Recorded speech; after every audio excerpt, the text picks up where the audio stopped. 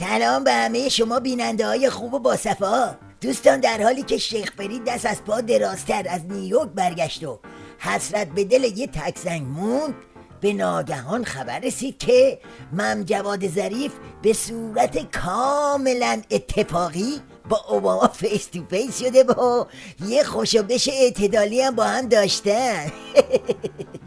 بعضی خبرگزاری‌ها دیشب از روبرو شدن و دست دادن و احوالپرسی اوباما با وزیر خارجه کشورمون در حاشیه نشست مجمع عمومی سازمان ملل خبر دادند. وزارت خارجه اعلام کرده مواجهه ظریف و اوباما کاملا اتفاقی بوده و نقل قول‌ها درباره برنامه‌ریزی شده بودن این سفر، این دیدار صحت نداره. آره بابا، برنامه ریزی چیه؟ اصلا ظریف همینجوری داشته واسه خودش سود میزده میرفته، یهو اوباما رو جلوی خودش دیده و بعدم گفته خب بی‌ادبی اگه بخوایم دست ندیم. به خاطر همین تا به خودش اومده دستشو تو دست اوباما دیده. اصلا اون دفعه که شیخ فرید به اوباما تک زنگ زده بودم اتفاقی بود، مگه نبود؟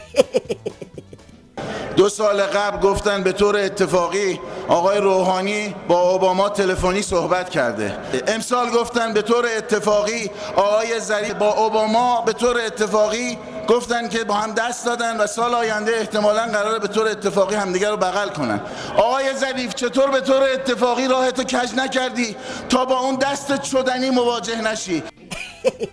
بله، دلواپسان نظام که منتظر یه جرقن تا جلز و بلز بلایی رو شروع کنن، بعد از این داستان خوشو بهش ظریف و اوباما حسابی جوش آوردن و قشقرقی به راه انداختن که بیا و تماشا کن. دقیقاً زمانی که صدها حاجی ایرانی به واسطه جنایت سعودی ها در آغوش مرگ خفتند یا مفقود شده اند، ظریف وزیر امور خارجه به طور تصادفی خود را به آغوش اوباما رسانده است. آقای ظریف غلط زیادی کرده. آقا خیلی وضعیت درامه که وزیر خارجه دولت اعتدالی رو زد پاک ارتحالی کرد. خب این شیخ فرید مگه نمیدونست که یه چنین جنجالی به پا میشه؟ پس چرا این دیدار اتفاقی رو برنامه ریزی کرد؟ مگه سرش درد میکرد؟ ظریف با اوباما دست داد.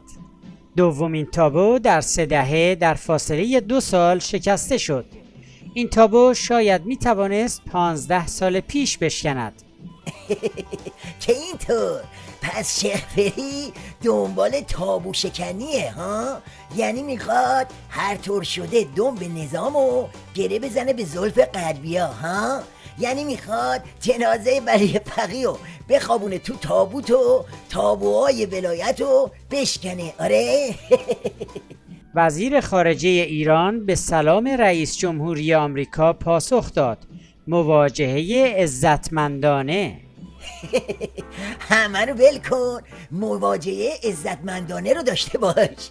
اگه این عزتمندانه است پس ذلتمندانش چی میشه؟